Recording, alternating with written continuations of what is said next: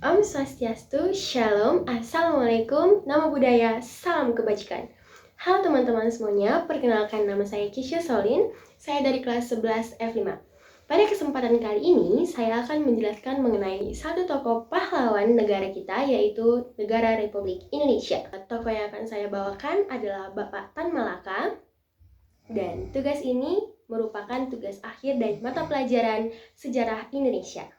Penasaran dengan kisahnya? Selamat menyaksikan.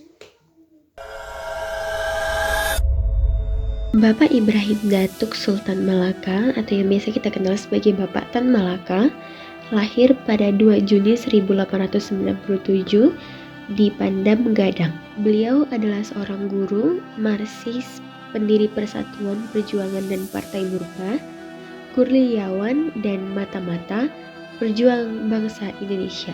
Beliau pernah bersekolah di Universitas Komunis Kaum Pekerja dari Timur, yaitu di Regiks Weekend School pada tahun 1913 sampai 1919.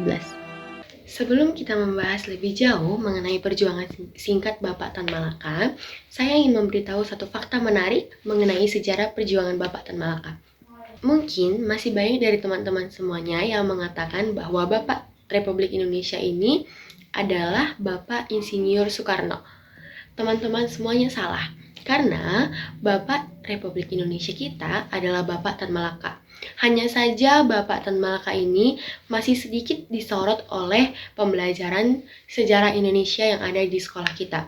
Karena perjuangan Bapak Tan Malaka ini bersifat kriminalitas, sehingga ketika disorot maka akan menimbulkan kontroversi terhadap perjuangan masa lampau.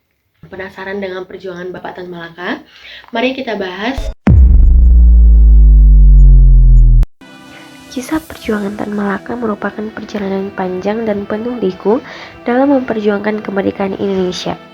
Ia dikenal sebagai tokoh yang aktif dalam organisasi pergerakan, pendiri partai, penulis dan motivator, serta sering menghadapi penangkapan, pengasingan, dan bahkan hukuman mati. Tan Malaka memiliki pemikiran radikal yang mempengaruhi perjuangan kemerdekaan, seperti konsep Near di Republik Indonesia atau Menuju Republik Indonesia yang menjadi manifesto penting. Dan kala itu, Tan Malaka sangat sering menulis artikel dan buku yang menyuarakan kemerdekaan Indonesia serta mengkritik bagaimana penjajahan Belanda kala itu. Beliau juga tidak hanya menulis, tetapi juga turun langsung untuk membuktikan aksi nyata dari kritikannya. Tan Malaka sendiri juga sudah sering terlibat dalam perlawanan terhadap penjajahan Belanda, termaksud dalam pemberontakan, Silungkang, dan juga peristiwa Sumatera.